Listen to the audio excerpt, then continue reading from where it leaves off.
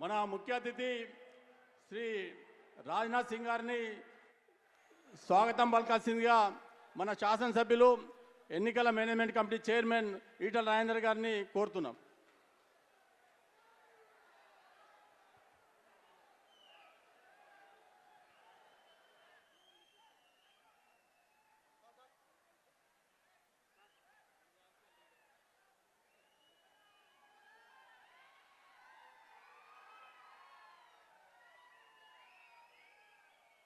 తర్వాత జిల్లా కమిటీ మరియు మండల అధ్యక్షుల్ని ముందుకు రావాల్సిందిగా కోరుతున్నాం.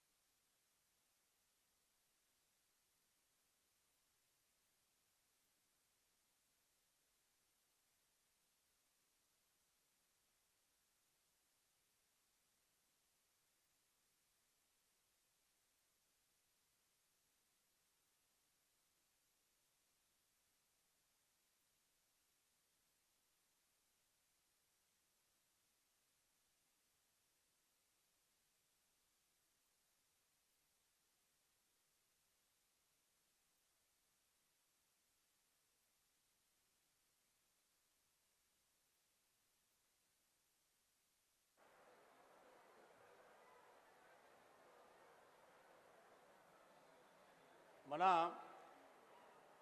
హుజరాబాద్ శాసనసభ్యులు రాష్ట్ర ఎన్నికల కమిటీ చైర్మన్ పెద్దలు ఈటల రాజేందర్ గారిని మాట్లాడాల్సిందిగా కోరుతున్నాను.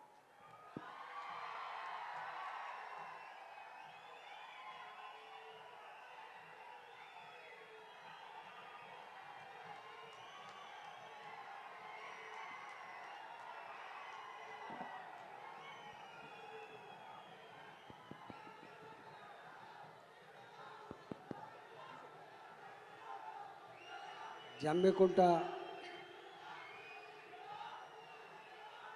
పట్టణం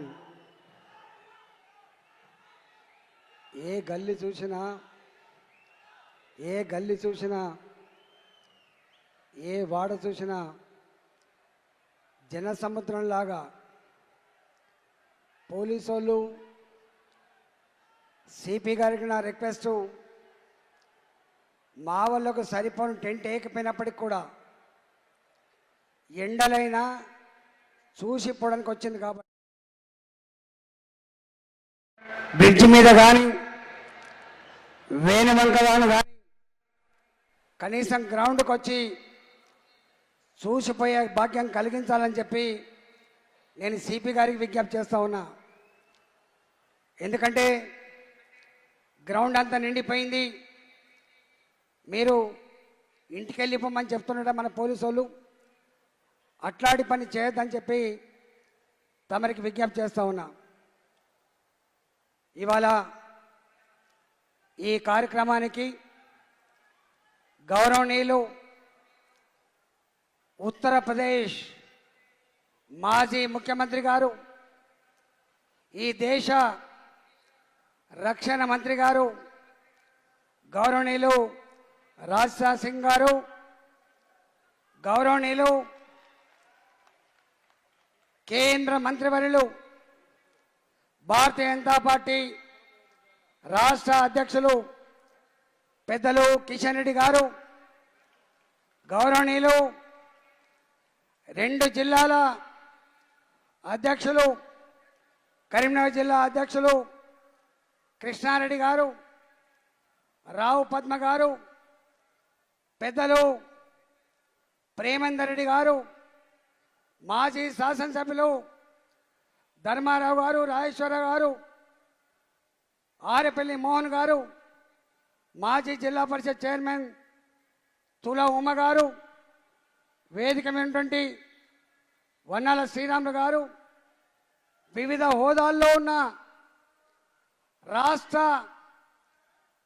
జాతీయ జిల్లా స్థాయి నాయకులకు, ఈ నియోజకవర్గంలో సింగిల్ విండో చైర్మన్లు, గౌరవ సర్పంచులు, గౌరవ ఎంపీటీసీలు, గౌరవ మాజీ చైర్మన్లు, వివిధ హోదాలటువంటి మండల పార్టీ అధ్యక్షులు, నాయకులకు అందరికీ పేరు పేరున నమస్కారం. జై తెలంగాణ. ఇవాళ కడుపు నిండా మాట్లాడుకుందామని వచ్చినాం. 2 ఏళ్ళు అవుతుంది మునుపటి లెక్క తిరగట్లేదని చెప్పి, మునుపటి లెక్క రాలేదని చెప్పి అనేక ఊర్లలో సద్దులు తిన్న కాడ, కూర్చొని ముచ్చట పెట్టే కాడ మన వాళ్ళు మాట్లాడుకుంటుండట. అందుకే ఇవాళ మా కిషన్ రెడ్డి గారిని అడిగిన, కిషన్ రెడ్డి గారు మీరు మాట్లాడాలి, నేను మాట్లాడంటే వారు అన్నారు, నీ నియోజకవర్గం కదా నీవే మాట్లాడు, నా వంతు కూడా 15 నిమిషాలు తీసుకో అని చెప్పి నాకు టైం ఇచ్చింది వారు.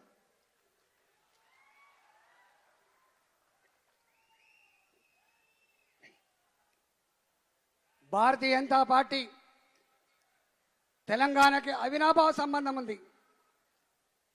ఆ అవినాభావ సంబంధమే 1998, 1997, 98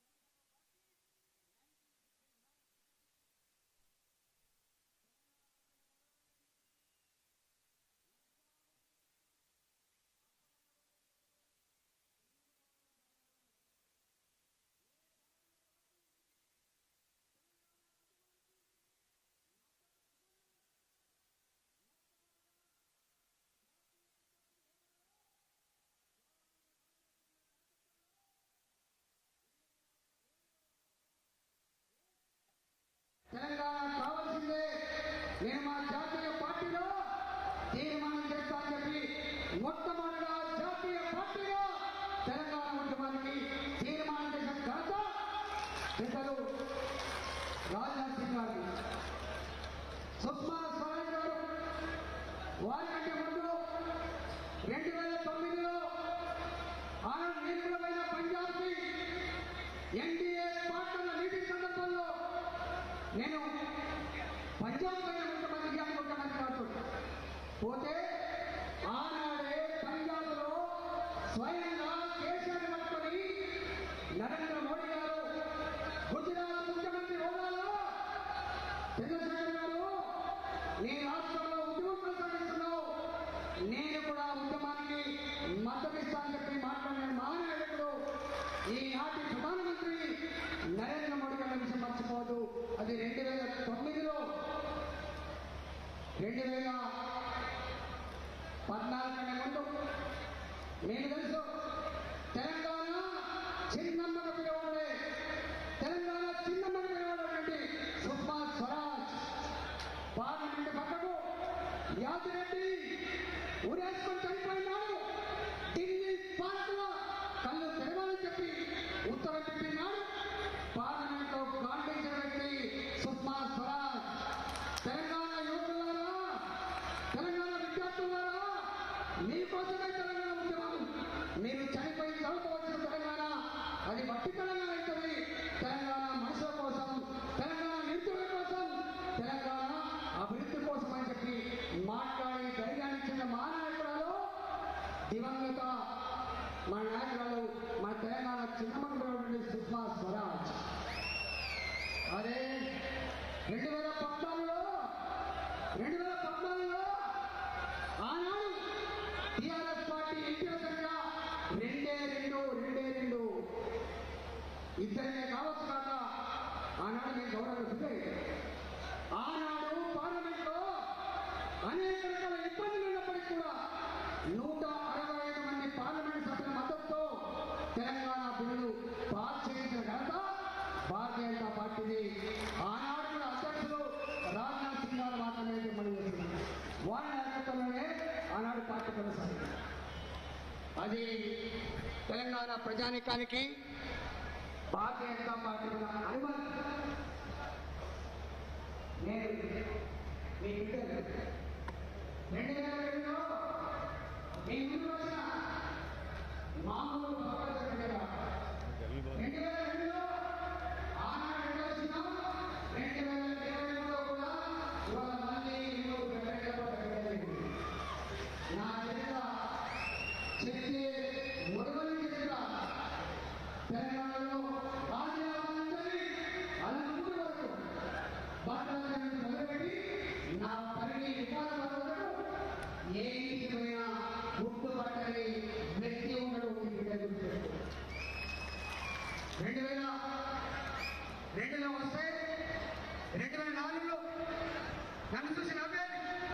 కొంత పర్సనాలిటీ ముందు ఈ చిన్న పిల్లలు గెలుతారా అని చెప్పి ఛాలెంజ్ చేసింది. నేనన్నా అరే పనికి హైట్తో సంబంధం లేదు, పనికి కులంతో సంబంధం లేదు, సత్తాకి మనసుతో సంబంధం అని చెప్పి ఆనాడు 2004లో కొత్తగానే వచ్చినప్పటికి కూడా 20,000 మెజార్టీతో గెలిపించి ఈటల మేమేంటి అని చెప్పి ప్రమాణం చేసింది ఆనాటి కమలాపూర్ నియోజకవర్గం.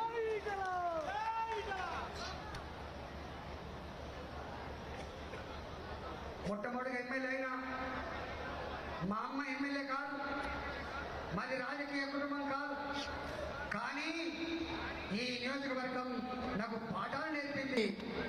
ఈ నియోజకవర్గం నన్ను ఆశీర్వదించింది. ఈ నియోజకవర్గం ఆనాటి నుంచి ఈనాటి వరకు కూడా కడుపులో పెట్టుకొని కాపాడుకున్నది ఈ నియోజకవర్గం. ఆనాటి కమలాపూర్ అయినా నేటి హుజరాబాద్ అయినా పార్టీ జెండా పక్కకు పెట్టినా నువ్వే బిడ్డ మా బిడ్డ అని చెప్పి ఆశీర్వదించింది. 4 ఎన్నికలు, జనరల్ ఎన్నికలు, 2 ఎన్నికలు, తెలంగాణ ఆత్మగౌరవ బావుట ఎగిరేసే ఎన్నికలు, అవి బై ఎలక్షన్లు. 6 సార్లు ఎన్నికల్లో పోటీ చేస్తే చాలా మందికి తెలియదు.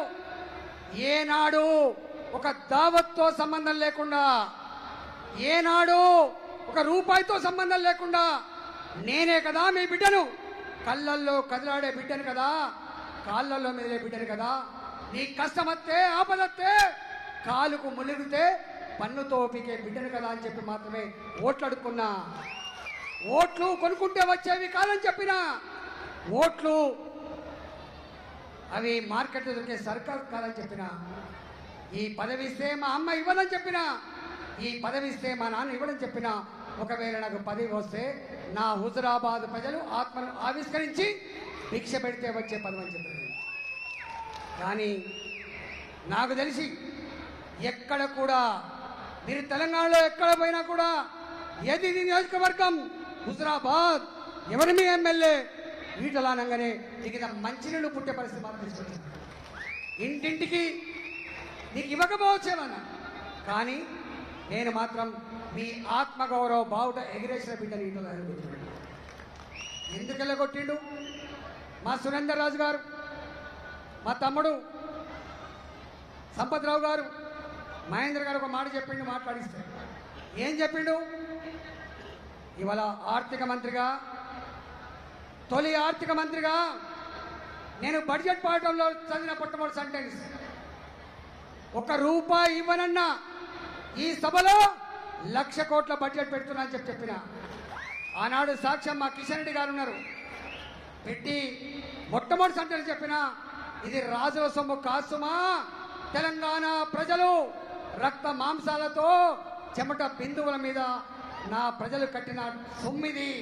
దీనికి ఈ సొమ్ముకు పేదల ఆకలికి కన్నీళ్ళకి పరిష్కారం చెప్పే బాధ్యత ఉందని చెప్పి మొట్టమొదటిసారిగా ప్రకటించిన వ్యక్తిని మీ బిడ్డ ఈటల గుర్తుపెట్టు. ఆర్థిక మంత్రిగా ఆనాడు ఎన్నెన్ని పనులు చేసినావో ఇప్పుడు చెప్తా కూడా, కానీ రెండు మాత్రం చెప్పిపోతాను నేను. ఇవాళ గ్రామాలలో, హై స్కూళ్ళల్లో, గ్రామ పంచాయతీలలో కంటింజెంట్ ఎంప్లాయీస్ ఉంటారు. వాళ్ళు 20 ఏళ్ళుగా 30 ఏళ్ళుగా 1625 రూపాయలకే పనిచేస్తారు. వాళ్ళు వచ్చి, అయ్యా ఈటలా నువ్వు మా బిడ్డవే, పేదోళ్ళ బిడ్డవని చెప్పి ఇవ మా సమస్యకి ఇదంటే, ఇప్పటి నుంచి నాయకుడు నేనే పో ఈ సమస్య పరిష్కరిస్తా అని చెప్పి చెప్పిన. దాన్ని పరిష్కరించి వాళ్ళకు దావత్ ఇచ్చి ఇంటికి పంపించాను నేను.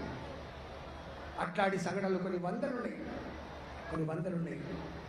స్వయంగా ముఖ్యమంత్రి చెప్పి ప్రకటిస్తాడు. ఏమంటాడు ముఖ్యమంత్రి? ఎస్, నేను సోషల్ వెల్ఫేర్ హాస్టల్లో చదువుకున్న బిడ్డను, సోషల్ వెల్ఫేర్ ఎస్సీ హాస్టల్ చదువుకున్న బిడ్డను నేను. నాకు కటాలతో అన్నం కొలిచిపెట్టినప్పుడు, నా అన్నంలో రాళ్ళు వచ్చినప్పుడు, నా అన్నంలో పురుగులు వచ్చినప్పుడు, నేను తింటున్న ముద్ద నోట్లకు పోయినప్పుడు, నా కళ్ళల్లో ఎర్రజిల్లు లేనప్పుడు, దవాఖానకు పోయినప్పుడు మా డాక్టర్లు చెప్పేది, అయ్యా ఒక రోజుకు ఒక గుడ్డు తినమని చెప్పేది, నీకు రక్తం లేదని చెప్పేది, ఎదుగుతున్న పిల్లగాడమని చెప్పేది. నేనన్నా మా అమ్మ ఇక్కడ ఉండదు, మా నాన్న ఇక్కడ ఉండదు, నేను హాస్టల్లో ఉంటా, నాకు రోజు ఒక గుడ్డు తినేసి దోమత లేదని చెప్పి డాక్టర్ చెప్పినప్పుడు నాకు ఐరన్ టాబ్లెట్ ఇచ్చి పంపించింది. ఆర్థిక మంత్రి అయిన తర్వాత నేను అనుభవించినటువంటి ఆ సోషల్ వెల్ఫేర్ జీవితం మరో విద్యార్థి అనుభవించదని చెప్పి ఈ రాష్ట్రంలో మొట్టమొదటిసారిగా బీపీటీ సన్న బియ్యం అన్నం పెట్టిన చరిత్ర నీ బిడ్డ ఈటలు దిగుతుంది. నేను చెప్పడం కాదు, కేసీఆర్ చెప్తాడు. ఎవరయ్యా?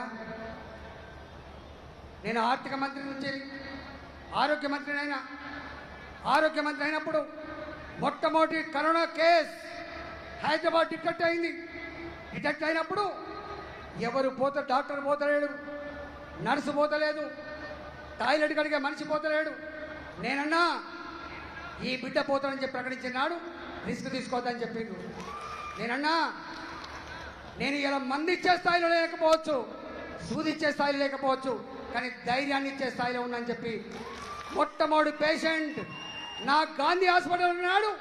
ఆ పేషెంట్ అక్కడికి పోయి బుధం తట్టి నేనున్న బిడ్డ అని చెప్పి ధైర్యాన్ని ఇచ్చిన బిడ్డ ఈటల గుర్తుపెట్టు. హైదరాబాద్లో మొత్తం గ్రామాలే కంపేసుకొని రాళ్ళేసుకొని ఒక ఊరి వాళ్ళు ఇంకో రావద్దని చెప్పి, ఒక ఇంటి వాళ్ళు ఇంకో ఇంటికి రావద్దని చెప్పి ఆంక్షలు పెట్టినాడు. నేను ఒక్కడిని మాత్రమే హైదరాబాద్లో, నా 2 కార్లు మాత్రమే గాంధీ హాస్పిటల్, 2 కార్లు మాత్రమే చెస్ట్ హాస్పిటల్, 2 కార్లు మాత్రమే కోటి ఆఫీసుకు తిరిగిన చరిత్ర మీ అందరికీ కూడా తెలుసు. ఇవాళ ఆ చరిత్ర గురించి చెప్తున్నారు. ఎందుకు కోపం వచ్చింది కేసీఆర్కి? కేసీఆర్ కోపం వచ్చింది ఎందుకు? 2015లో నా మున్సిపల్ కార్మికులు మురికిని సాఫ్ చేసి మీకు మంచి ఆరోగ్యాన్ని ఇచ్చేటువంటి కార్యకర్తలం మేము అర్ధాకలతో బతుకుతున్నామయ్యా, మా జీత భత్యాలు పెంచాలని చెప్పి సమ్మె చేసింది మొట్టమొదటిసారిగా మున్సిపల్ కార్మికులు హైదరాబాద్ గడ్డ. కేసీఆర్ హుకుం జారీ చేసిండు, నా రాజ్యంలో సమ్మెలకు ఆస్కారం లేదు, నా రాజ్యంలో తిరుగుబాటుకు ఆస్కారం లేదు, నా రాజ్యంలో ప్రశ్నించద్దు, ఇస్తే నేనిస్తా, తీసుకునే వాళ్ళు మీరని చెప్పి, అంటే యజమాని జీతగాడి సంబంధాలుగా భావించి 1700 మంది కార్మికుల్ని డిస్మిస్ చేసినా అని చెప్పినాడు. నేను అడిగిన కేసీఆర్ గారు, పిచ్చక మీద బ్రహ్మాస్త్రమేయకయ్యా, వాళ్ళు నోరు లేని వాళ్ళు కార్మికులు, వాళ్ళను డిస్మిస్ చేయకు, మళ్ళీ ఉద్యోగాల నుంచి తీసుకోవాలని చెప్పి ప్రశ్నించిన బిడ్డ ఈటల గుర్తుపెట్టు. ఎక్కడ టెంటేసినా తెలంగాణ ఉద్యమంలో అక్కడ గొంతెత్తిన బిడ్డ ఈటల. 2014 ఎన్నికల తర్వాత, తెలంగాణ రాష్ట్రం వచ్చిన తర్వాత ఏ ఉద్యమాల ద్వారా ఏ చైతన్యం అయితే తెలంగాణ వచ్చిందో, నా ఇందిరా పార్క్ చైతన్యానికి అడ్డ, నా ఇందిరా పార్క్ ఉద్యమాల గడ్డ, దాన్ని నిషేధించిన వ్యక్తి కేసీఆర్ గుర్తుపెట్టు. ఆనాడు మేమన్నాం, తెలంగాణ మత్పరిదయా కేసీఆర్ గారు, మాయ చేయదయా, తెలంగాణ బరిగీసుకుంటాడు, చైతన్యం ఉంటుందయా, ఆకలినైనా భరిస్తుంది కానీ ఆత్మ గౌరవాన్ని కోల్పోదు. ఈ దాన్ని నిషేధించకని చెప్పినాను నేను. నా ఆర్టీసీ కార్మికులు మీకు తెలుసు, 39 మంది ఆర్టీసీ కార్మికులు ఆత్మహత్య చేసుకున్నారు. పెట్రోల్ మంటల్లో మాడిపోయిండు, ఉరేసుకొని చచ్చిపోయిండు. మోకాళ్ళ మీద కూర్చొని అయ్యా ముఖ్యమంత్రి మా కుటుంబాలకు భిక్ష పెట్టమని చెప్పి అడిగిన మాట వాస్తవం కాదా? 39 మంది కార్మికులు చనిపోయిన మాట వాస్తవం కాదా? ఆ కార్మికులకు ధైర్యాన్ని ఇచ్చిన బిడ్డ ఈటల గుర్తుపెట్టు. నా మంత్రి పదవి కంటే కూడా నా విఆర్ఏ, నా గ్రామ కార్యదర్శి, నా విఆర్ఓ, నా అనగారిన వర్గాల ప్రజలు వాళ్ళ సమస్యలకు మద్దతు ఇవ్వడమే నా కర్తవ్యం అని చెప్పి మద్దతు ఇచ్చిన బిడ్డ ఈటల గుర్తుపెట్టు. ఆయనకు అనిపించింది వీడు ఏకు మేక అవుతుందని చెప్పి, ఇప్పుడు ఏకు మేక అవుతుంది అనుకున్నట్టున్నది, వీడిని కథం పట్టించాలనుకున్నది. అందులో భాగమే 2018 ఎన్నికల్లో ఏం చేసిండు? మీరంతా నిరామించిండు. అన్నా నీకెవరే అడ్డిక్కడ 1,00,000 మెజార్టీతో గెలిపిస్తామని చెప్పి నినాదం ఇచ్చింది మీరు. కానీ మీకు అర్థం కాలే కేసీఆర్ కుట్ర. నాకు వ్యతిరేకంగా నిలబడే కాంగ్రెస్ అభ్యర్థికి కోట్ల రూపాయల డబ్బులు పంపించి నా ఇంటి మీద పోలీసులతో రైడింగ్ చేసి అధికార పార్టీ మంత్రి మీద రైడింగ్ చేయడం మొట్టమొదటిసారి అనుకుంటా రైడింగ్ చేసి ఇబ్బంది పెట్టినప్పుడు కూడా ఒకటే మాట అన్నా, పైసతో గెలవమయ్యా మేము, మద్యంతో గెలవమయ్యా మేము, ప్రజల హృదయాల ప్రేమతో గెలుస్తామని చెప్పినామన్నాడు. 2018లో గొప్ప మెజార్టీ 46-47 వేల మేయాడితో, 1,00,000 కాకపోయినా కూడా 46,000-47,000 మేయాడితో గెలిపించి ఈటలనే మా అన్న అని చెప్పిన సందర్భాన్ని మళ్ళీ గుర్తు చేస్తున్నా.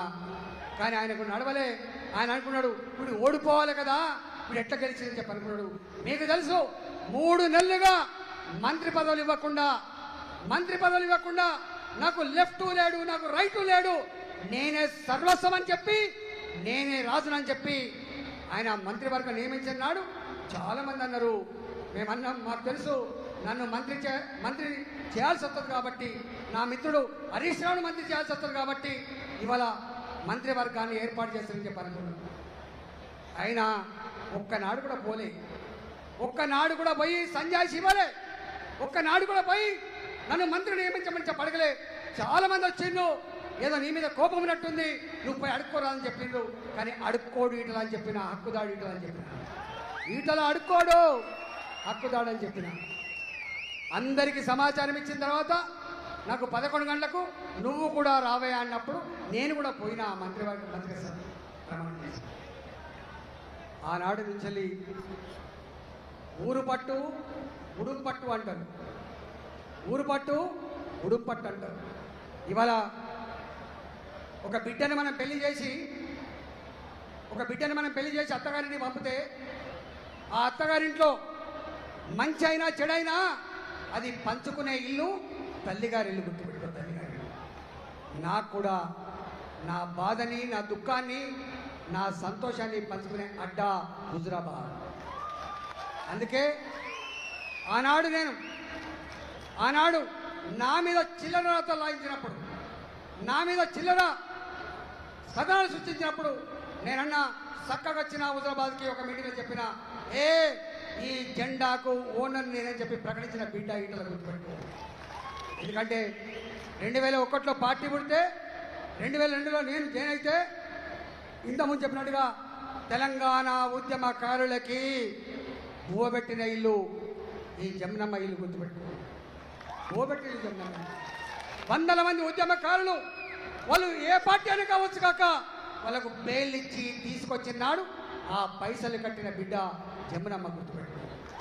ఇవాళ మాట్లాడుతున్నావు, ఇవాళ అలాంటి నన్ను పిచ్చి రాతలు రాస్తే, పిచ్చి చూస్తే నా మీద నేను చెప్పిన ఈ జెండాకు నేనే ఉన్నాను. కానీ దమ్ము లేదు, ధైర్యం లేదు తీసేయడానికి. లాస్ట్కి తీసేసిన ఎన్నికలు లేవు ఎక్కడ, వీని కథం పట్టాలని చెప్పి భావించండు. నన్ను 2021 ఏప్రిల్ 30వ తారీఖు నాడు బయటికి పంపించిండు, మెడలు బట్టి బయటికి పంపించిండు. నేనన్నా బయటికి పంపించిన కూడా ఓపికతో ఉన్నా. కానీ ఛాలెంజ్ చేసింది తెలంగాణ భవన్. ఏమన్నారు వాళ్ళు? నీకు దమ్ముంటే రాజీనామా చేయి, నీ ఫోటో మీద గెలవలే, కేసీఆర్ ఫోటో మీద గెలిచామని చెప్పిండు. నేనన్నా కేసీఆర్ ఫోటో మీదకి నేను గెలిచినా నా బొమ్మతో నేను గెలిచినా దానా కొడుక అని చెప్పి సవాలు చేసింది బిడ్డ. సవాల్ చేసింది బిడ్డ. రాజీనామా చేసిన అక్కడ చేర్చుకున్న పార్టీ, అక్కడ చేర్చుకున్న పార్టీ, ధైర్యాన్ని ఇచ్చిన పార్టీ భారతీయ జనతా పార్టీ గుర్తుపెట్టింది. నా మిత్రుడు కిషన్ రెడ్డి గారు ఆనాడు నాకు ఫోన్ చేసిండు, ఏమైంది రాజేంద్ర గారు అని. ఎందుకంటే మేము ఇద్దరం కలిసి పనిచేసాం కాబట్టి మాట్లాడతా అని చెప్పిన నాకు ధైర్యం ఇచ్చిండు. నన్ను పార్టీలో చేంజ్ చేసుకున్నాడు. ఉంటుందా ఇక్కడ ఎన్నికల 6 నెలలు 2021 ఏప్రిల్ 30 నుంచి మొదలుపెట్టి 2021 అక్టోబర్ 31 నాడు ఎన్నికలు జరిగినాయి. అక్టోబర్ 31 నాడు ఎన్ని బాధలు పడ్డదో ఈ హుజరాబాద్, ఎన్ని బాధలు పడ్డదో ఈ హుజరాబాద్. ఇవాళ ఏదైనా ఊరికి పోవాలంటే ఆ ఊరు ఖాళీ అయిపోయింది. నీ పోయేవరకు ఖాళీ అయిపోయింది. దావతలు పెట్ట బయటికి తీసుకుపోయింది. నేను ఏ ఊరికి పోతానో ఆ నాయకులు వెలగట్టి తీసుకుపోయింది. ఇవాళ అదంతా చెప్తే గొడవదు. కానీ ఒక్కటి మాత్రం చెప్పదలుచుకున్నా, వాళ్ళ పేర్లు ఉన్నాయి ఇక్కడ నా దగ్గర. మొన్ననే రాయమల్లు అని చెప్పి ఇల్లంతకుండా రాజమల్లు ఏం మాట్లాడినా మరొకసారి చూడండి. కేశమ్మన బిడ్డ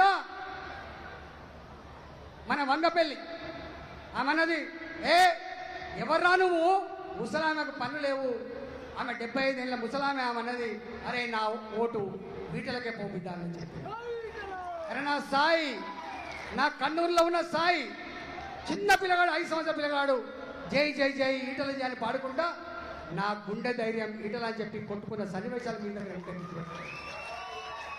నా ప్రణీత్ అనుకుంటా జగ్గాయపల్లిలో ఒక చిన్న పిల్లగాడు రోజు రుమాలు చుట్టుకొని, కాషాయ జెండా రుమాలు చుట్టుకొని 2 కణువల సైకిల్ కట్టుకొని ప్రతి ఇంటింటికి పోయి బీజేపీ జిందాబాద్ అంటున్న బిడ్డ, 2వ తరగతి బిడ్డ, ఆయన జగ్గాయపల్లి బిడ్డ, సైకిల్ మీద తిరిగిన బిడ్డ. ఆయన పేరు ప్రణీత్ అనుకుంటా నాకు తెలిసి. కానీ అలాంటి కుటుంబాలకు, నా ప్రణీత్ కుటుంబానికి, నా సాయి కుటుంబానికి నీ పిల్లలు బీజేపీలో తిరుగుతున్నారని చెప్పి నీకు డబ్బులు ఇవ్వమని చెప్పి అన్నప్పుడు వాళ్ళు అన్నట్ట, అరే నీ డబ్బులు ఎందుకురా నా కొడుక, నా కొడుకే ముందు పో అని చెప్పి మా సాయి. ఇవాళ ఎన్నెన్ని చెప్తామే అట్లా కొన్ని వందల సన్నివేశాలు. ఇవాళ 2021లో గెలిచిన గెలుపు ఈటల రాజేందర్ కాదు, గెలిచిన గెలుపు హుజరాబాద్ ప్రజల్ని మాత్రమే. తెలంగాణ ఆత్మగౌరవం గెలిచింది. ప్రపంచంలో అమెరికాలో ఉన్నా, లండన్లో ఉన్నా, దుబాయ్లో ఉన్నా ఎస్ హుజరాబాద్ గొప్పదని చెప్పింది.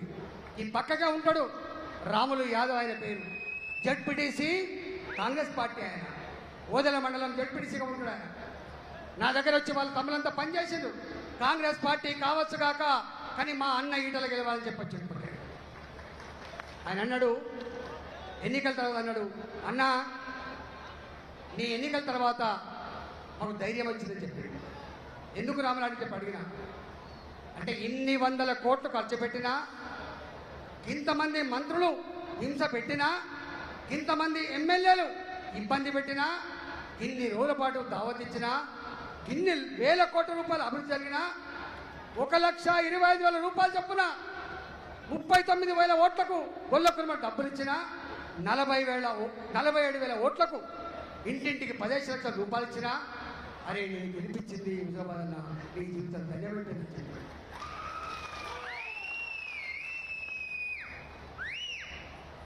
అదొకటి మాత్రం చెప్పాలి. ఇంకో మాట చెప్పాలి, నాలాంటి పేదవాడు కూడా ప్రజల హృదయంలో చోటు సంపాదించుకోగలని, ప్రజల ప్రేమ పొందగలని, గెలవడానికి ఆస్కారం ఉందని చెప్పిన ఈ హుజరాబాద్ అని చెప్పారు. ఇవాళ మళ్ళీ మా మహేందర్ చెప్పిండు, నేను కాంగ్రెస్ పార్టీ అప్పుడు కూడా ఎమ్మెల్యే ఉన్నా, ఇవాళ ఎమ్మెల్యే ఉన్నా. కానీ ఆనాడేం జరిగింది, ఆనాడు రత్నాకరరావు గారి మంత్రి వచ్చేది, జీవన్ రెడ్డి గారు వచ్చేది, శ్రీధర్ బాబు గారు వచ్చేది, కాంగ్రెస్ పార్టీ అయినా మేమైనా కలిసి మెలిసి ఉపన్యాసాలు ఇచ్చుకునేది, అభివృద్ధి చేసుకునేది. ఇది ఎవడి సొత్తు కాదనే భావన ఉండే. కానీ ఇవాళ ఏమైతుందే, ఇల్లు కావన్నా నీకు వేసుకో కండువా బీఆర్ఎస్ పార్టీది, నీకు దళిత బంధు కావన్నా రా నా పార్టీకి, నీకు బీసీ బంధు కావన్నా రానా పడి ఎవరు రాను నా కొడుక, ఎవరు రాను నా కొడుక, నీ అబ్బ సొమ్మ. ఇవాళ దేశ ప్రధానమంత్రి నరేంద్ర మోడీ గారు ఎన్నడూ చెప్పలే నేనిస్తున్నా అని, కానీ నువ్వు చెప్తున్నావు నేనిస్తున్నాను. కేసీఆర్ కిట్టు నీదా? అరే ఆనాడు దుబ్బల మీద దళిత మందు పెట్టినావు కదా, ఏం చెప్పినావు? 2 లక్షల కోట్ల రూపాయలు అవుతుంది, రాజు తలుచుకుంటే దెబ్బలకు కొదవా అని చెప్పిండు. నేను కుర్చీ చేసుకొని ఇస్తా అని చెప్పిండు. ఇచ్చిండానే హుస్నాబాద్లో, ఇచ్చిండా సురేందర్ హుస్నాబాద్లో, ఇచ్చిండా నా మానకొండూరులో, ఇచ్చిండా పెద్దపల్లిలో, ఇచ్చిండా అమ్మ రావు పద్మమ్మ, ఇచ్చిండా ఉమ్మమ్మ? ఇవ్వలే. ఆనాడే చెప్పినా, అరే నేను పెద్దోని కావచ్చు కాక, కానీ లెక్కలు మాత్రం తెలిసిన బిడ్డ అని చెప్పిన. నీవు గనుక ఈ 2 లక్షల కోట్ల రూపాయలు దళిత బంధు అమలు చేయాలంటే 40 సంవత్సరాలు పడుతుంది బిడ్డ అని చెప్పిన. అరే కత్తిగానోడు నెత్తిగానోడు మస్తు మాట్లాడని చెప్పిండు, కానీ కత్తిగానోడు నెత్తిగానోడు మాట్లాడిన మాట నిజమైందా కాదా చెప్పండి, నిజమైందా కాదా? ఇవాళ నేను అడుగుతున్నా, ఎక్కడ కూడా ఇలా మంత్రి మాట్లాడుతున్నాడు, ఎర్రబెల్లి దాకలో మాట్లాడుతున్నాడు, మన ధర్మాన్ని చెప్తున్నాడు. మన ఏమంటున్నాడు? ఒక స్కీమ్ 10 లక్షల రూపాయలు 5 పంచుకోన్నాడు. 5 పంచుకోమని ఇస్తావా? ఒక డబుల్ బెడ్రూమ్ ఇల్లు ఇద్దరికి ఇస్తావా? ఎక్కడ పోయింది? ఏమంటాడు మాట మాట్లాడితే? సంపదకు కొదవలేని రాష్ట్రం, ధనిక రాష్ట్రం, ఏ ముఖ్యమంత్రి చేయలేని సత్తా ఉన్న ముఖ్యమంత్రి, అన్నిట్లో నంబర్ 1 ముఖ్యమంత్రి. నేను అడుగుతున్న ముఖ్యమంత్రి గారు, నంబర్ 1 నిజమే అయితే నా 17% ఉన్న నా దళిత జాతికి 15 లక్షల రూపాయలు చొప్పున దళిత బంధు ఇవ్వకుండా ఏ ముఖం పెట్టుకొని మా దళితుల ఓట్లు అడుగుతావు? బీసీ బంధు ఎప్పుడు ఇస్తాడు? బీసీ బంధు ఎప్పుడు ఇస్తాడు? ఎన్నికలు వస్తే ప్రజలు, ఎన్నికలు వస్తే బీసీ బంధు, మునుగోడు ఎన్నికలు వస్తే గిరిజన బంధు, హుజరాబాద్ ఎన్నికలు వస్తే దళిత బంధు. అన్ని బంధు వస్తాయా? మీరు ఎంత అమాయకులు ఉన్నారే. నాకు ఏడ్చుకుంటా ఫోన్ చేస్తాడు, నా పెట్టి కూడా ఆట ఇస్తాడు. అన్ని పెట్టి ఇస్తే ఈ బిడ్డియాలు గుర్తుపెట్టుకో, ఈ బిడ్డియాలు. అరే రేపు నరేంద్ర మోడీ గారు దేశంలో సొంత ఇంటి కళ నెరవేర్చాలని 3.5 కోట్ల ఇల్లు కట్టించి పేదలకు ఇల్లు ఇచ్చిన బిడ్డ నరేంద్ర మోడీ గారు. ఈ పక్క రాష్ట్రం కట్టిందయా, ఇక్కడ కట్టలేదు. రేపు మళ్ళీ భారతీయ జనతా పార్టీ, కొంతమంది అంటాను అక్కడ నాయకుడు వెళ్ళిపోయినట్టు బీజేపీ నుంచి వెళ్ళి, ఇక్కడ నాయకుడు వెళ్ళిపోయినట్టు బీజేపీ వెళ్ళిపోలేదా? ఇతర దగ్గర నాయకులు అందరూ ఒకవైపు, ప్రజలు ఒకవైపు అయిపోతున్నారు. సర్పంచ్లు 90% వెళ్ళిపోయిను, 90% మంది కౌన్సిల్ వెళ్ళిపోయిను, 90% మంది ఎంపీటీసీలు వెళ్ళిపోయిను. ఎవరున్నారు నా వెంట? ముక్కు పచ్చరాని పిల్లలున్నారు, ప్రజలున్నారు. చరిత్ర నిర్మాతలు నాయకులు కాదు, చరిత్ర నిర్మాతలు ప్రజలే అని చెప్పింది హుజరాబాద్ ప్రజలే. నేను ఇవాళ అడుగుతున్నా, మా కిషన్ గారి పొద్దున ఫోన్ చేశాను నేను. కిషన్ రెడ్డి గారు బాధపడకని చెప్పిన. ఆయన వెళ్ళిపోయినా ఈయన వెళ్ళిపోయినా ఆలోచించకు, ప్రజలు మన వెంట తెచ్చుకుందాం, న్యాయాన్ని నమ్ముకుందాం, ధర్మాన్ని నమ్ముకుందాం, శ్రమను నమ్ముకుందాం. మొన్ననే నరేంద్ర మోడీ గారు ఒక మాట ఇచ్చిపోయిండు, మాట ఇస్తే తప్పని బిడ్డ నరేంద్ర మోడీ గారు అని చెప్పాడు. పసుపు బోర్డు ఇచ్చే సందర్భం చెప్పిండు. ఇవాళ మళ్ళీ నా మీద సంపూర్ణమైన విశ్వాసం ఉంది. మళ్ళీ పేదలకి సొంత ఇంటి కళ నెరవేర్చే జిమ్మదార్ నాదే అని చెప్పి మనం చేస్తున్నా. భారతీయ జనతా పార్టీ మనం చేస్తున్నా. 50 ఏళ్ళకి పెన్షన్ ఇస్తా అని చెప్పిండు, ఇవ్వలే. నేనంటున్నా ఇవాళ ఆయన చెప్తాడు 5 ఏళ్ళ కూడా 5,000 ఇస్తాడు. నువ్వు ఉండవా 5 ఏళ్ళ? నేనైనా నువ్వు ఉండేది అయిపోయింది కదా. నీది చెల్లేది డిసెంబర్ 7వ తారీఖు వరకు, ఆ తదుపరి చెల్లదు. నువ్వు అనుకుంటున్నావు సర్వే రిపోర్ట్లలో, నీ ఇంటెలిజెన్స్ రిపోర్ట్లలో 40% వస్తుందని చెప్పి అనుకున్నావు. రాదు, భయానికి అంటాను. పుచ్చుకున్న వీడు ఎవడో రాసుకపోతాడు. పుచ్చుకున్న నాకు తీసుకుపోయి మళ్ళీ అక్కడ చెప్తే నా ఇల్లు రాదేమో, నా పెన్షన్ రాదేమో, నా రైతు బంధు రాదేమో అని చెప్పి భయపడుతున్నారు. కానీ లోపల మాత్రం నాకు ఒక సర్వే సంస్థ అని చెప్పిండు మా వేణు వెంకట బిడ్డ అని అన్నాడు. సార్ సర్వే చేస్తేనేమో ఇది 50% వస్తుంది, కానీ ఫోన్లలో అడిగితే మాత్రం 60% వస్తుందని చెప్తాడు. ఎందుకు చెప్తుడు అంటే భయానికి చెప్తున్నాడు. తెలంగాణలో ఈ ఇంటెలిజెన్స్ రిపోర్ట్ తీసుకుపోయి ఇస్తే వణుకు పుడుతుంది వాళ్ళకు. ఆ ఇంటెలిజెన్స్ కూడా అర్థమైపోయింది, మనం ఎందుకు రాసేయాలి, మనం ఎందుకు బలం కావాలి, ఆ ఫైల్ మన ముఖం మీద ఎందుకు కొట్టాలి, 40 అంటే 50 రాసిద్దామని. రాదు 100% తెలంగాణ రాష్ట్రంలో విశ్వాసం కోల్పోయిన పార్టీ కేసీఆర్ పార్టీ, కేసీఆర్ ప్రభుత్వం. 115 మందిని ప్రకటించినా లేదా మొన్న ఇచ్చిన బీఫాములు. భయం పుట్టుకున్నది. మళ్ళా ఎక్కడ ఓడిపోతాని చెప్పి భయం పుట్టుకున్నది. నేను అంటున్నా 600 అయినా ఏది ఏమైనా ఆయన నమ్ముకున్నది మళ్ళీ డబ్బును, ఆయన నమ్ముకున్నది మళ్ళీ మద్యాన్ని. కానీ గెలిచేది మాత్రం భారతీయ జనతా పార్టీ. హుజరాబాద్ ఇక చెప్తే ఒడవదు, కానీ చాలా ఉంది.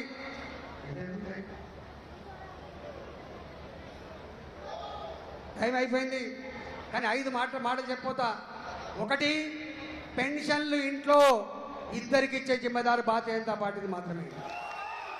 2, కిలో తరుగు లేకుండా ధాన్యాన్ని కొనే జిమ్మేదార్ భారతీయ జనతా పార్టీది. 3, ఎకరానికి 9,000 రూపాయలు చొప్పున ఒక పంట మీద ఎరువుల సబ్సిడీ ఇస్తుంది. మళ్ళీ దాన్ని కూడా ఏం చేయాలో ఆలోచించే పార్టీ భారతీయ జనతా పార్టీ. 4, కౌలు రైతులకి ఇబ్బంది అవుతుంది, వాళ్ళకి ఏం చేయాలో ఆలోచించే పార్టీ భారతీయ జనతా పార్టీ. ఇవాళ రైతు బీమా, రైతు ఇంట్లో మనిషి చచ్చిపోతే బీమా ఎట్లా వస్తుందో, ఏ ఇంట్లో మనిషి చచ్చిపోయినా కూడా ఆ కుటుంబం రోడ్డు మీద పడకుండా ఉండాలంటే ఖచ్చితంగా మళ్ళీ వాళ్ళకు కూడా ఇన్సూరెన్స్ ఇచ్చే పార్టీ భారతీయ జనతా పార్టీ. వాళ్ళగా ప్రగల్భాలు పలకదు, చేసి చూపిస్తుంది.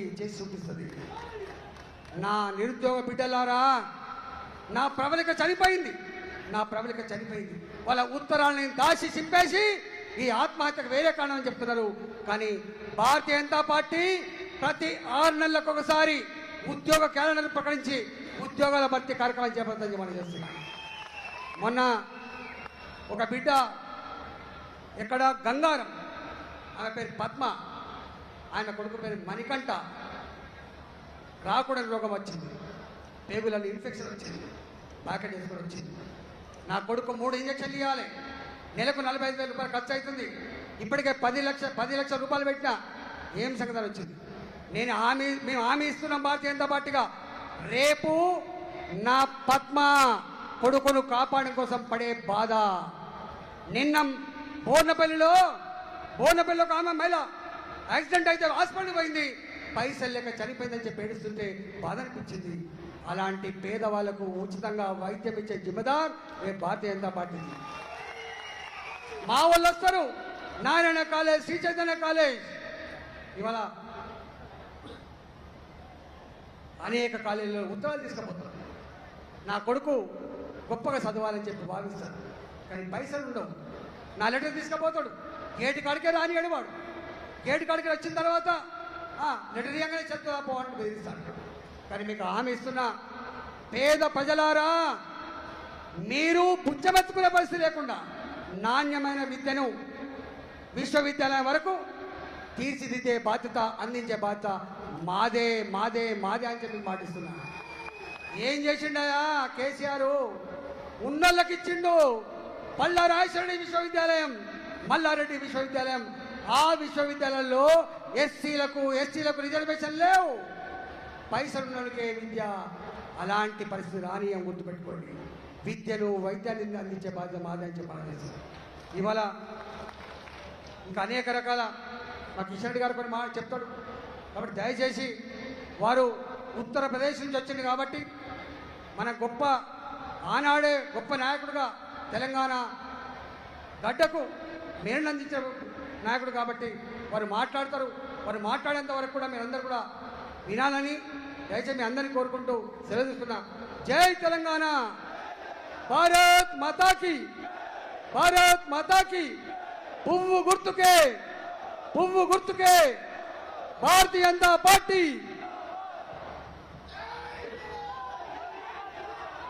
రాజేంద్రానికి ధన్యవాదాలు. భారతీయ జనతా పార్టీ రాష్ట్ర రథసారథి కేంద్ర మంత్రివర్యులు పెద్దలు శ్రీ జి కిషన్ రెడ్డి గారిని మాట్లాడాల్సిన కోరుతున్నాను.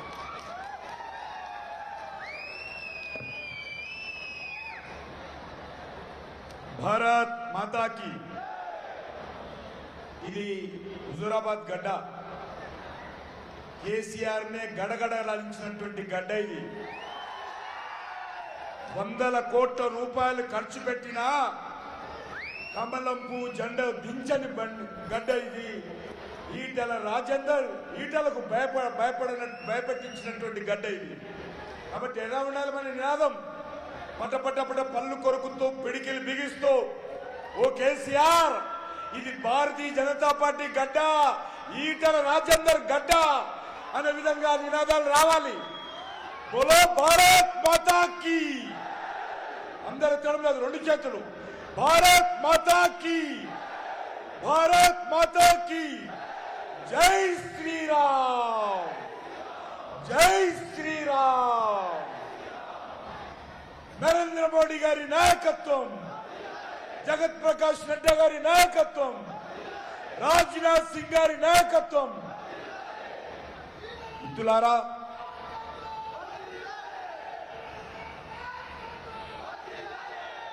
మిత్రులారా,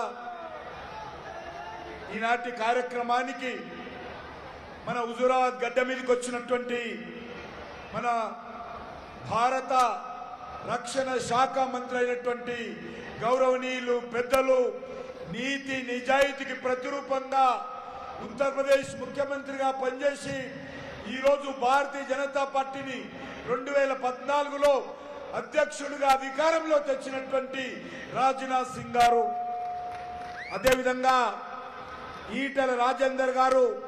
మీకందరికీ తెలుసు, ఈటెల రాజేందర్ గారి గురించి చెప్పడం లేదు. హుజూరాబాద్ గుండె చప్పుడే మన ఈటెల రాజేందర్ అని మనం చేస్తా ఉన్నాము. ప్రేమేందర్ రెడ్డి గారు, కృష్ణారెడ్డి గారు, రావు పద్మ గారు, ధర్మారావు గారు, ఆరపల్లి మోహన్ గారు, తులా ఉమ్మ గారు, మురళీధర్ గౌడ్ గారు, ఇంకా అనేక మంది పెద్దలు భారతీయ జనతా పార్టీ నాయకులు ఉన్నారు. ఈ సందర్భంగా ఒకటే ఒక నిమిషం మాట్లాడి ముగిస్తాను. ఇక్కడ తెలంగాణలో 30వ తేదీ ఎన్నికలు జరగనున్నాయి, వచ్చే నెల. ఈ ఎన్నికలు అనేక సంవత్సరాలుగా మనము తెలంగాణ సాధన కోసం పోరాటం చేశాం. అనేక సంవత్సరాలుగా కాంగ్రెస్ వ్యతిరేకంగా పోరాటం చేశాము. కానీ గత 10 సంవత్సరాలుగా ఈ రాష్ట్రంలో మార్పు రాలే. కాంగ్రెస్ పార్టీ కుటుంబ పాలన చూశాము. మళ్ళీ ఈరోజు ఈ యొక్క టిఆర్ఎస్ పార్టీ కుటుంబ పాలన చూశాము. కాంగ్రెస్ పార్టీ అవినీతి పాలన చూశాము. ఈరోజు మళ్ళీ టిఆర్ఎస్ పాలన, అవినీతి పాలన చూశాము. ఈ 2 పార్టీలలో తేడా లేదు. ఈ 2 పార్టీలు కూడా ప్రజలను మోసం చేశాయి. 50 సంవత్సరాలు ఈ ప్రాంతంలో కాంగ్రెస్ పార్టీ పరిపాలన చేసింది. ఈ 10 సంవత్సరాలు టిఆర్ఎస్ పార్టీ పరిపాలన చేసింది. కానీ ఈ తెలంగాణ ప్రజలకు పోరాటాలు చేసి, త్యాగాలు చేసి, ఆత్మ బలిదానాలు చేసి తెచ్చుకున్నటువంటి తెలంగాణకు లాభం జరగలేదు. కాబట్టి 30వ తేదీన ఈ 2 పార్టీలకు ప్రత్యామ్నాయంగా భారతీయ జనతా పార్టీని, నరేంద్ర మోడీ గారి నాయకత్వాన్ని బలపరచాల్సిందిగా, ఆశీర్వదించాల్సిందిగా నేను హుజూరాబాద్ ప్రజానీకాన్ని కోరుకుంటూ ఒకటి మాత్రం మనవి చేస్తా ఉన్నాను. ఎన్ని వేల కోట్ల రూపాయలు ఖర్చు పెట్టినా, ఎన్ని బెదిరింపులు చేసినా తెలంగాణ ప్రజలు ఈరోజు టిఆర్ఎస్ పార్టీకి, కేసీఆర్ కుటుంబానికి ఓటు వేయరు. ఖచ్చితంగా రానున్న ఎన్నికల్లో కేసీఆర్ కుటుంబము ఫామ్ హౌస్ పోక తప్పదు. ఇక్కడ భారతీయ జనతా పార్టీ జెండా ఎగరక తప్పదని మీ అందరిని కోరుకుంటూ సెలవు తీసుకుంటున్నాను. భారత్ మాతాకి. రెడ్డి గారికి ధన్యవాదాలు.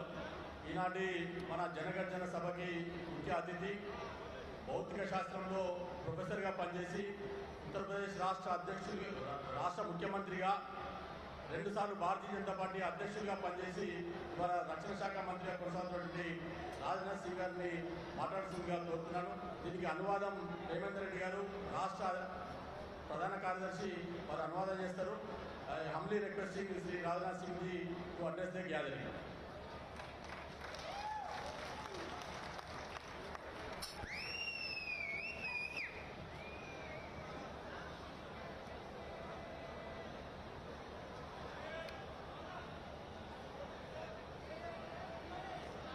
भारतीय जनता पार्टी स्टेट प्रेसिडेंट,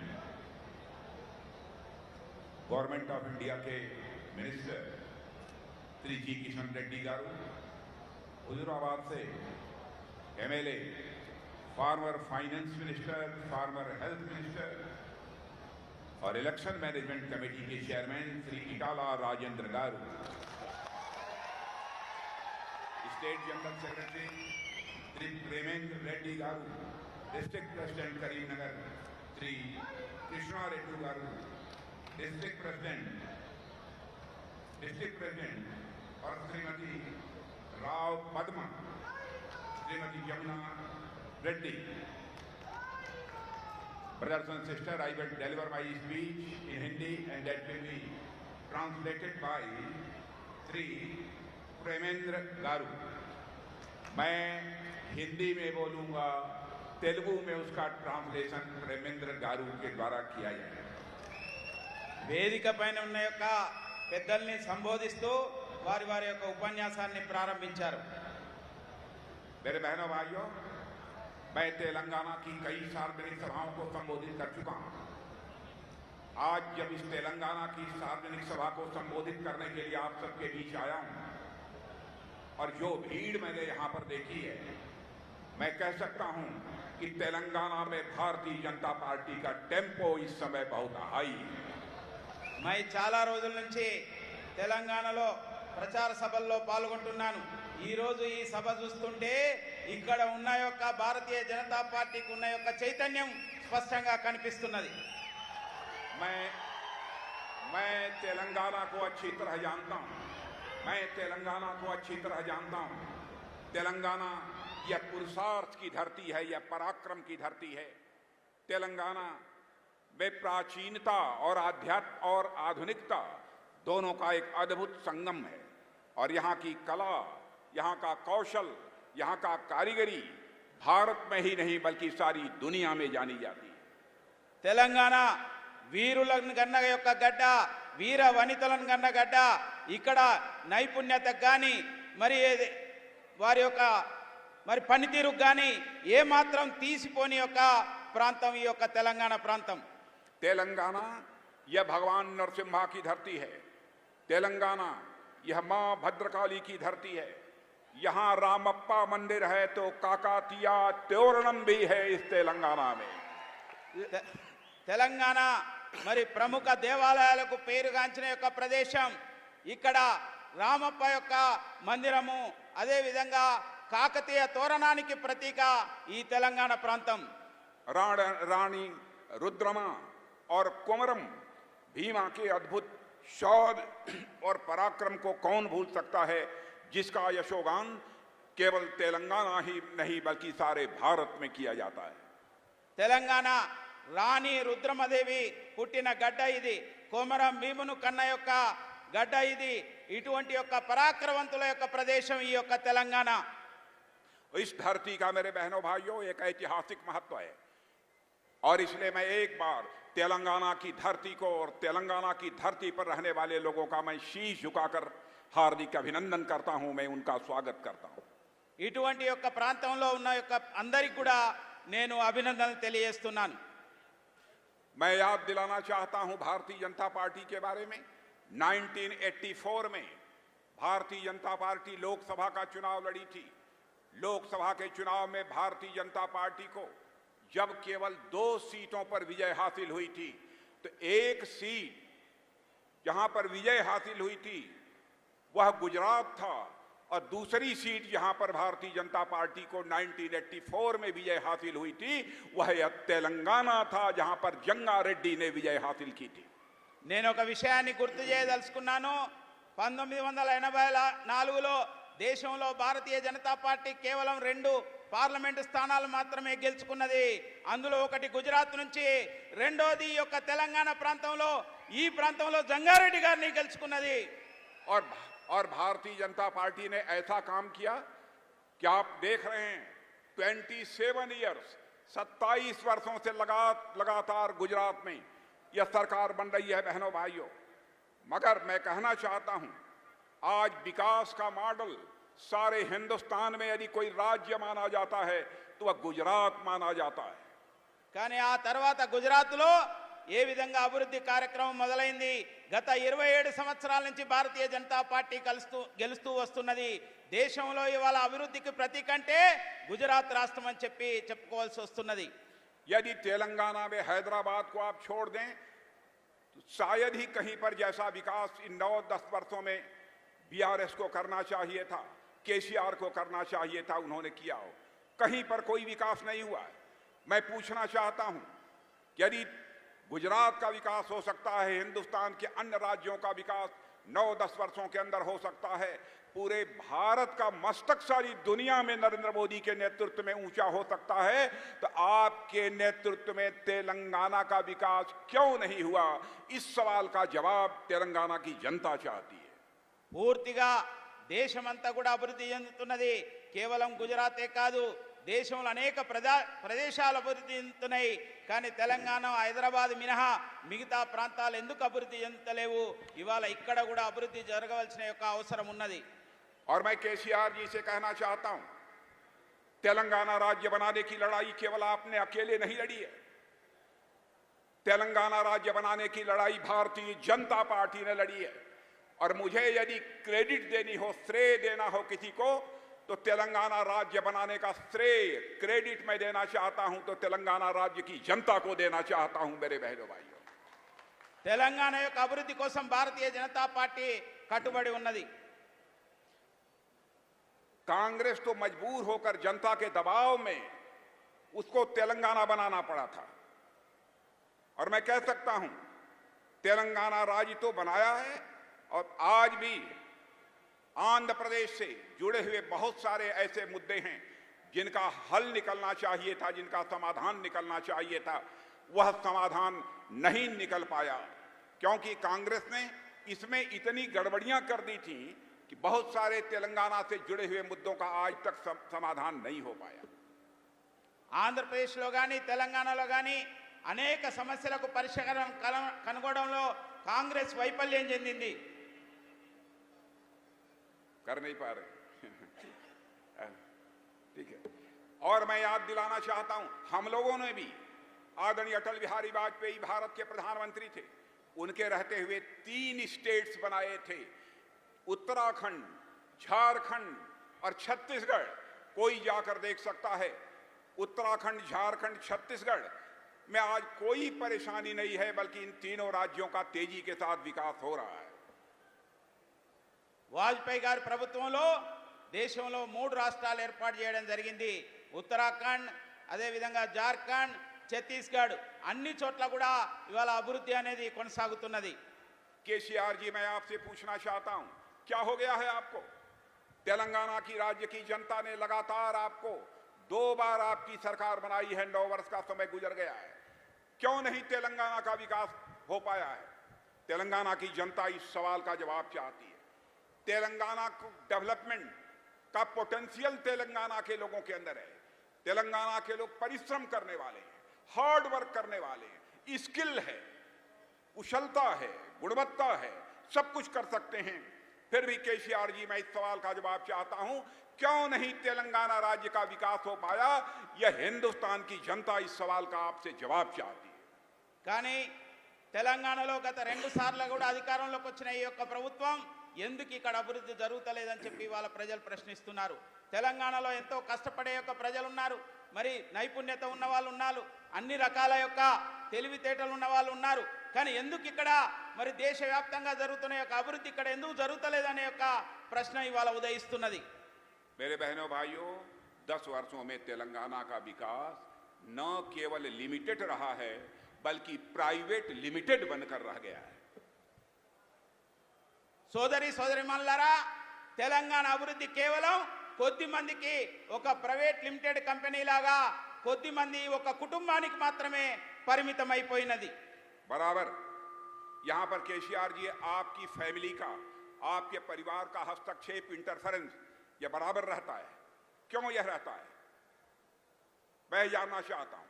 जनता ने आपको मुख्यमंत्री बनाया था, आपके परिवार को मुख्यमंत्री नहीं बनाया था। मैं परिवार के किसी सदस्य के ऊपर आरोप नहीं लगाना चाहता। आपके बेटे बेटी, हम सब लोगों के बेटी बेटी हैं, सभी का हम सम्मान करना चाहते हैं। लेकिन सरकार आपको चलानी थी, पूरा परिवार ही सरकार चला रहा है। तेलंगाना की जनता की उपेक्षा हो रही है। ప్రజలు మీకు అధికారం ఇచ్చారు, కానీ మీ కుటుంబానికి ఇవ్వలేదు. కానీ ఇవాళ జరుగుతున్నది ఏమిటి? మొత్తం మీ కుటుంబంలో ఉన్న మీ యొక్క కొడుకు కావచ్చు, మిగతా బంధువులు కావచ్చు, కూతురు కావచ్చు, ఇవాళ అందరు కలిసి కూడా అధికారాన్ని చెలాయిస్తున్నారు. और केसीआर की हुकूमत में एब्यूज ऑफ पावर, यानी सत्ता का दुरुपयोग हो रहा है और साथ ही साथ करप्शन तेजी के साथ बढ़ रहा है। केसीआर जी, आप ये कहते हैं कि हमारे यहां कोई करप्शन नहीं है, लेकिन मैं कहना चाहता हूं कि आज आपके परिवार के करप्शन की चर्चा केवल तेलंगाना तक, हैदराबाद तक ही सीमित नहीं है, बल्कि उसकी चर्चा दिल्ली तक पहुंच गई है। और केसीआर जी, आप भी सच्चाई को जानते हैं, बिना आग के धुआं नहीं उठता है। ఈ రోజున మీ యొక్క అధికార దుర్వినియోగం కారణంగా, మీరు ఉపయోగిస్తున్న అధికారం కారణంగా ఇవాళ ఈ రాష్ట్రంలో మీ యొక్క ప్రభుత్వం మొత్తం కూడా అవినీతిమయమైపోయింది. మీ కుటుంబం యొక్క అవినీతి కేవలం తెలంగాణ ప్రజలే కాదు, దేశం మొత్తం కూడా చర్చిస్తున్నది. ఇవాళ ప్రధానమైన యొక్క చర్చ ఏమిటంటే ఈ తెలంగాణ యొక్క ప్రభుత్వం, ఈ యొక్క కుటుంబం యొక్క ఈ అవినీతి పైన చర్చ జరుగుతున్నది. KCR ji, without fire there is no smoke. KCR garu అధికారం లేకపోతే ఉండలేరు వారు. तेलंगाना की जनता आपसे जानना चाहती है और चाहती है कि स्टेट फर्स्ट, हमारा लक्ष्य होना चाहिए कि राज्य पहले, स्टेट फर्स्ट। लेकिन केसीआर जी कहते हैं स्टेट फर्स्ट नहीं, फैमिली फर्स्ट। ఇవాళ తెలంగాణ ప్రజలు కోరుకుంటున్నారు రాష్ట్రం మొదటి స్థానంలో ఉండాలని. కానీ రాష్ట్రం దేంట్లో మొదటి స్థానంలో ఉంది? కేవలం కేసీఆర్ కుటుంబం మాత్రమే మొదటి స్థానంలో ఉంది.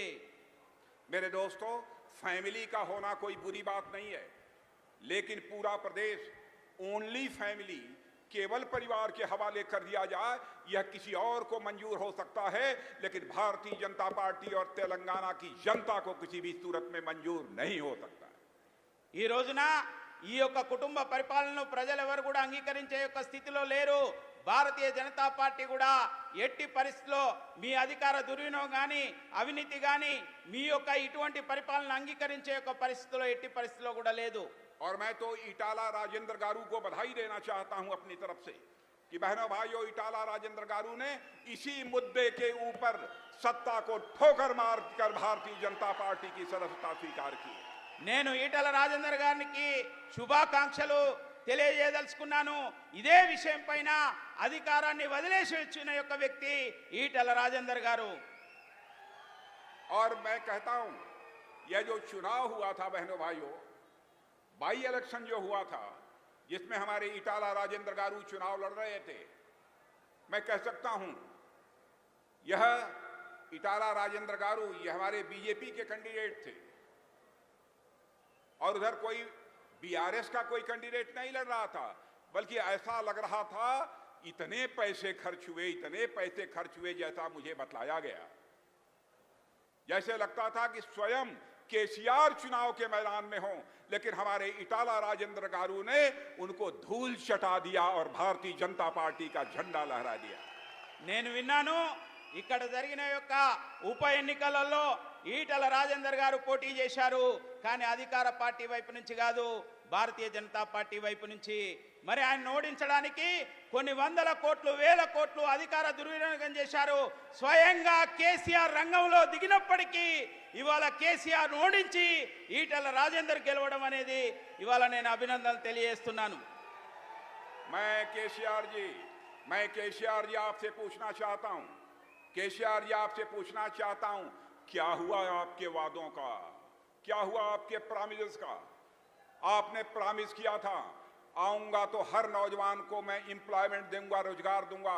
मैं आप जवानों से पूछना चाहता हूं, आपको एम्प्लॉयमेंट मिल गया है कि नहीं मिल गया है? जरा हाथ उठाकर बतलाओ, मिला है कि नहीं मिला? नहीं मिला। ఇవాళ కేసీఆర్ గారిని నేను ఒక విషయం అడగదలుచుకున్నాను. ఏమైనా మీ వాగ్దానాలు, ఏమైనా మీరు చెప్పిన మాటలు? ఇవాళ యువకులకు ఉద్యోగాలు ఇస్తామన్నారు, ఉద్యోగాలు లభించినాయా? मैं पूछना चाहता हूं, यहां पर वैकेंसीज हैं, स्थान खाली हैं, वहां पर नौकरी दी जानी चाहिए, एम्प्लॉयमेंट जवानों को दिया जाना चाहिए, क्यों नहीं दिया गया? एग्जाम होता है, एग्जामिनेशन में पेपर लीक होता है। यह आपके प्रशासन की नाकामी है, आपके शासन की नाकामी है, आपके शासन और प्रशासन की गलती है। इसके लिए आपको केसीआर जी, आपको और आपकी पार्टी को, आपकी सरकार को तेलंगाना की जवानों से क्षमा मांगना चाहिए। ఈ యొక్క ప్రభుత్వం యొక్క తప్పిదాల కారణంగా, ఈ ప్రభుత్వం యొక్క అవకతవకల కారణంగా ఇక్కడ ఏ పరీక్ష జరిగినా అది లీకేజీల ప్రభుత్వం అయిపోయింది, లీకేజీలు జరుగుతున్నాయి. ఇవాళ దీనికి ప్రజల ముందు మీరు దోషిగా నిలబడవలసిన అవసరం ఉన్నది, క్షమాపణ చెప్పవలసిన అవసరం ఉన్నది. हर दलित परिवार को 3 एकड़ जमीन देने की बात आपने कही। मैं पूछना चाहता हूं, कितने दलित परिवारों को 3 एकड़ की जमीन मिली है? दलित परिवारों को बिजनेस के लिए 10 लाख रुपया देने का वादा किया था। कितने परिवारों को 10 लाख रुपया दिया है केसीआर ने? बहनों भाइयों, नेता ऐसा होना चाहिए जो वह कहे वह करे, उसके वर्ड्स और डीड्स में अंतर नहीं होना चाहिए। नेताओं के वर्ड्स और डीड्स में अंतर होने के कारण ही भारत की राजनीति और नेताओं के प्रति एक क्राइसिस ऑफ क्रेडिबिलिटी, एक विश्वसनीयता का संकट पैदा हुआ है। और इस विश्वसनीयता के संकट को, इस क्राइसिस ऑफ क्रेडिबिलिटी को भारत की राजनीति में किसी राजनीतिक पार्टी ने स्वीकार किया है तो हमारे प्रधानमंत्री नरेंद्र मोदी के नेतृत्व में भारतीय जनता पार्टी ने स्वीकार किया है। जो हम कहते हैं वह हम करते हैं। ఇవాళ మీరు చెప్పారు దళితులకు 3 ఎకరాలు ఇస్తామని, ఎన్ని కుటుంబాలకు ఇచ్చారని అడుగుతున్నాం.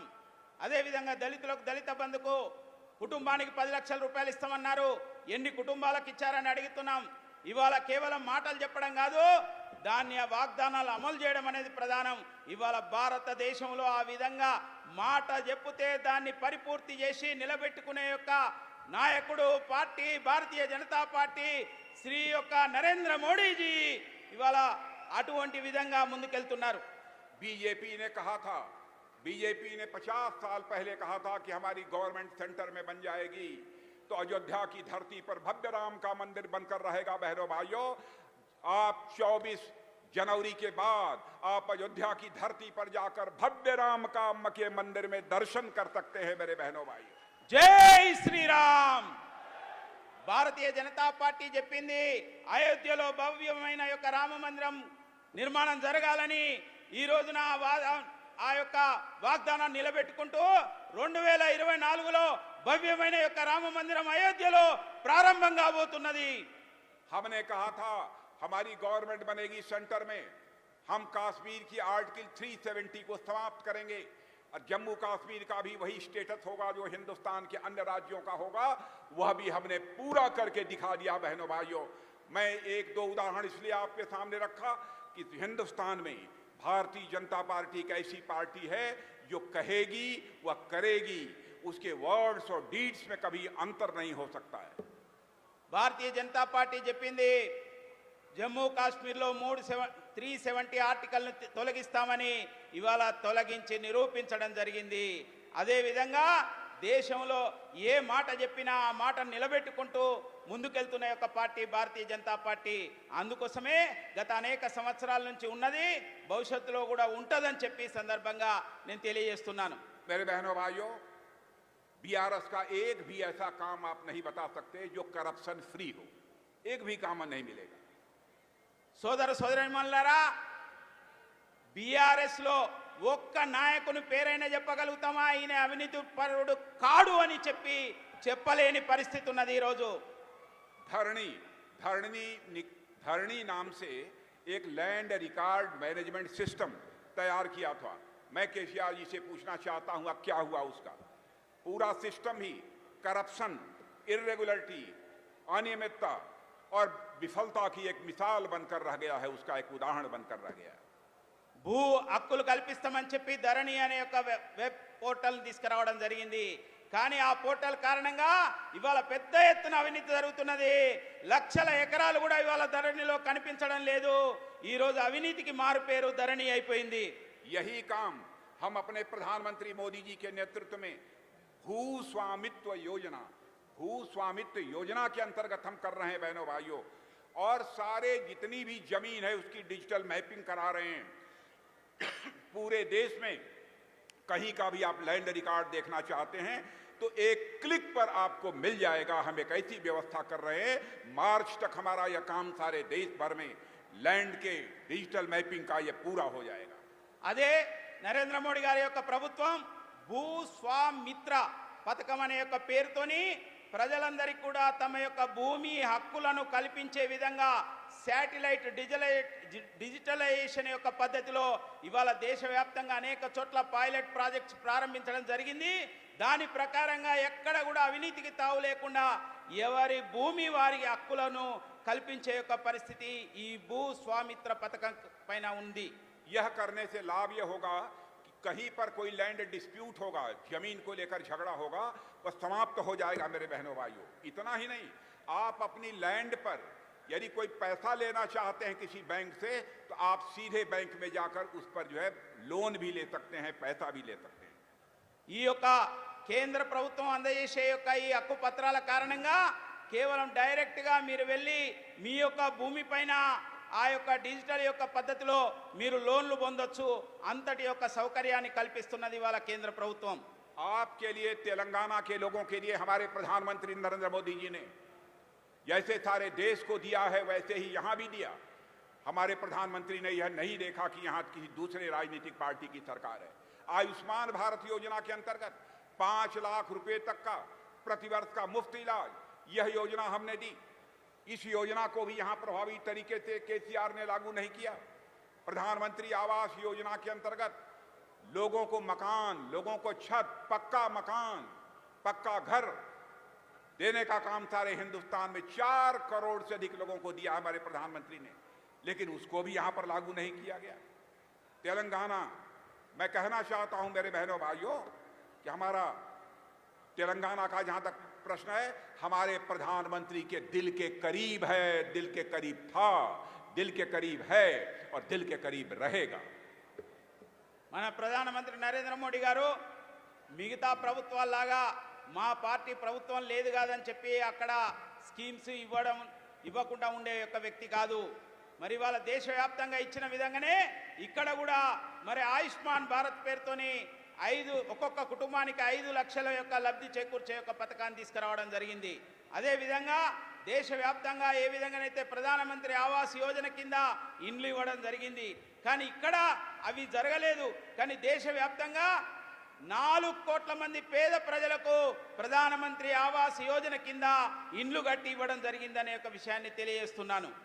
कोरोना के दौरान 2 डोज वैक्सीन की लगवाने का काम हमारे प्रधानमंत्री ने किया। 50 यानी 50 PSA प्लांट तेलंगाना में हमारे प्रधानमंत्री ने लगवाए। लेकिन बहनों भाइयों, यहां की सरकार को जो मदद करनी चाहिए वह सरकार नहीं कर रही है। स्टेप मदरली ट्रीटमेंट हमारे यहां के रहने वाले लोगों के साथ हो रहा है। हम चाहते हैं तेलंगाना का ओवरऑल डेवलपमेंट हो बहनों भाई। इसलिए मैं आपसे निवेदन करना चाहता हूं कि आपका सपोर्ट, आपका समर्थन यह भारतीय जनता पार्टी को प्राप्त होना चाहिए। మీ యొక్క మద్దతు, మీ యొక్క సమర్థన, మీ యొక్క అభిమానం భారతీయ జనతా పార్టీకి అవసరం. ఎందుకంటే దేశవ్యాప్తంగా జరుగుతున్న యొక్క అభివృద్ధి తెలంగాణ రాష్ట్రంలో సైతం జరగాలంటే ఇక్కడ మీ యొక్క అభిమానం, మీ యొక్క మద్దతు భారతీయ జనతా పార్టీకి అవసరం. मैं तेलंगाना की जनता से कहना चाहता हूं, आपने बीआरएस को 2 बार देखा, उनको मौका 2 बार दिया, हमें केवल 1 बार मौका देखकर देखिए कि भारतीय जनता पार्टी कैसे सरकार इस तेलंगाना में चलाती है। నేను ఒక విషయాన్ని మీ ముందు ఉంచుతున్నాను. బీఆర్ఎస్ను 2 సార్లు చూశారు. బీఆర్ఎస్ పార్టీ, కేసీఆర్ పార్టీ 2 సార్లు కూడా ప్రజలకు మోసం చేసింది. కానీ ఒక్క అవకాశం భారతీయ జనతా పార్టీకి ఇవ్వాలని చెప్పి మీ అందరికీ కూడా నేను సవినయంగా మనవి చేస్తున్నాను. हर क्षेत्र में महिलाओं की भागीदारी बढ़ाने के लिए भी हमारे प्रधानमंत्री ने कई योजनाएं प्रारंभ की हैं और आज फौजों में भी महिलाएं भाग ले रही हैं। फौजों में महिलाएं अधिकारी बन रही हैं, फौजों में जा रही हैं, जरूरत पड़ी तो सीमा पर भी वह तैनात होंगी और भारत की सीमाओं की वह सुरक्षा करेंगी। अभी हाल में ही देखा, एक व्यवस्था हो गई, नारी शक्ति बंधन, एक कानून पास हो गया। अब 2029 से अथवा हो सकता है कि 2026 से ही मेरे बहनों भाइयों, अब भारत की असेंबली में, पार्लियामेंट में, हर स्टेट की असेंबली और भारत की पार्लियामेंट में 33% प्रतिनिधित्व यदि किसी का होगा तो बहनों का होगा, माताओं का होगा, महिलाओं का। ఈ రోజున అన్ని రంగాల్లో మహిళలు ముందుకొస్తున్నారు.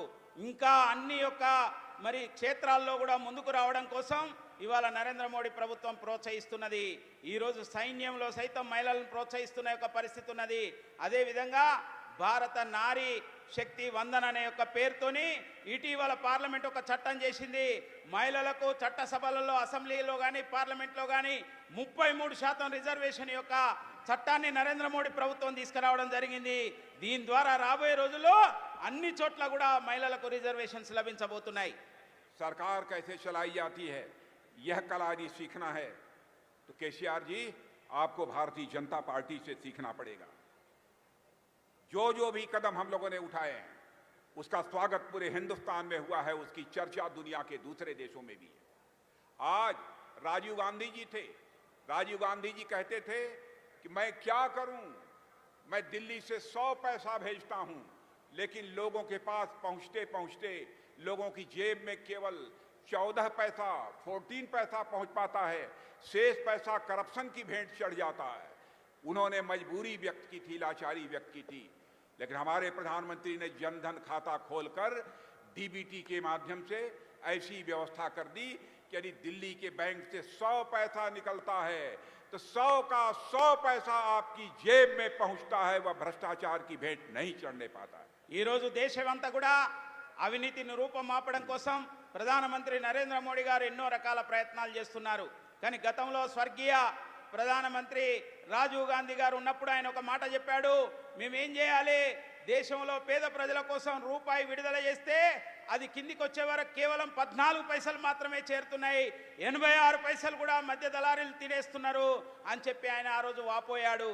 కానీ ఈనాడు ప్రధానమంత్రి నరేంద్ర మోడీ గారు జన్ధన్ ఖాతాలు కొన్ని కోట్లు తెరయడం వలన ఇవాళ ఢిల్లీలో రూపాయి గనక విడుదల చేస్తే రూపాయి కూడా పూర్తిగా వాళ్ళ అకౌంట్లో చేరుతున్నదంటే ఇది నరేంద్ర మోడీ ప్రధానమంత్రి యొక్క ప్రభుత్వం యొక్క ఘనత.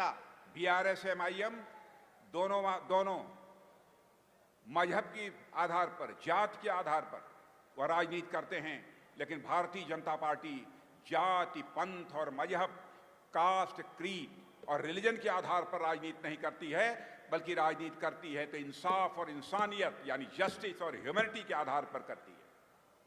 ఇవాళ ఈ రోజు వాళ్ళు కేవలం రాజకీయం ఏ విధంగా ఉందంటే కులతత్వం పైన, ప్రాంతతత్వం పైన, వర్గతత్వం పైన రాజకీయాలు చేస్తున్నారు. కానీ భారతీయ జనతా పార్టీ ఎట్టి పరిస్థితుల్లో కూడా కులము, మరి వర్గము, ప్రాంతం అనే యొక్క భేదం లేకుండా అందరికీ కూడా అభివృద్ధి జరగాలనే ఒక ఆలోచనతోనే భారతీయ జనతా పార్టీ ముందుకు పోతున్నది. और मैं कहना चाहता हूं बहनों भाइयों कि हमारी सरकार प्रधानमंत्री मोदी के नेतृत्व में कैसा काम किया है आप सभी जानते हैं। अर्थव्यवस्था के आकार की दृष्टि से जो हमारा भारत आज के 9-10 वर्ष पहले 10वें 11वें स्थान पर था, आज वह जंप लेकर दुनिया की टॉप 3 इकोनॉमी, दुनिया की टॉप की 3 अर्थव्यवस्थाओं में आकर, दुनिया की टॉप 5 अर्थव्यवस्थाओं में आकर खड़ा हो गया है।